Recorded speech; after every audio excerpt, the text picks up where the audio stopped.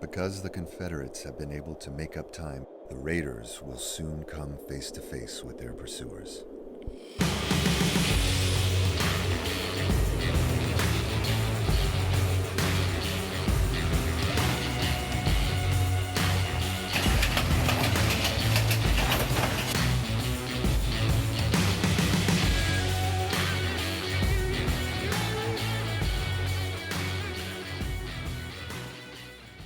North of Kingston, Andrews had stopped, pulled up another rail.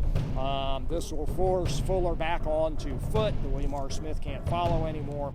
Just south of Adairsville, Fuller meets the Texas, with the Texas running in reverse. It is estimated that they reach speeds of 60 miles an hour. Andrews soon learns that he is now being pursued by another locomotive.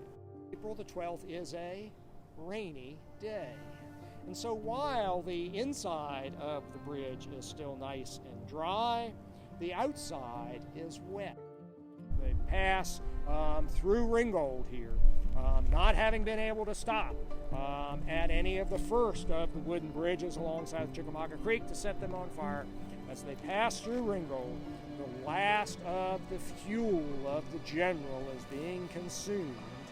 Just north of Ringgold, the General starts running out of steam, running out of power. Andrews then gives that most military of all commands, every man for himself. And as the General coasts to a stop, Andrews and his 19 Raiders hop off and scatter. Hard to imagine these days.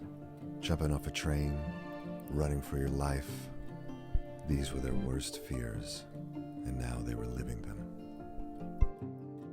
If they were captured, they would be shot, or hung, or spend the rest of the war in prison.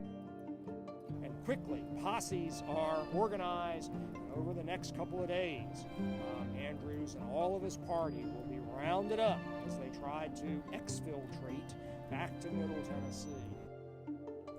Andrews and his men will be incarcerated at Swindon's jail in Chattanooga, but when the Union threatens Chattanooga, the Confederates decide to move them to Atlanta. He is taken to a place just on the very northern edge of what were then the city limits of Atlanta, about a mile north of 5 Points.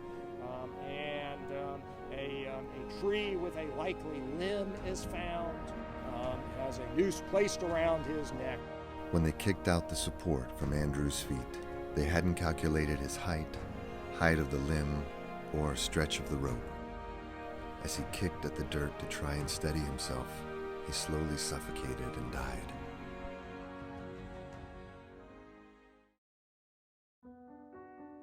Eight of the men escaped, and traveling in twos, made it back hundreds of miles to Union lines. Because of their story, Edward Stanton, the Secretary of War, created the Congressional Medal of Honor. The surviving members of the Ohio Regiment who took part in the raids were the first recipients of the nation's highest military award. There's a monument in the Chattanooga National Cemetery that's dedicated to James Andrews and his Raiders. The effects of the raid live on to this day, as only our nation's bravest warriors are recognized with a medal created by the great locomotive chase.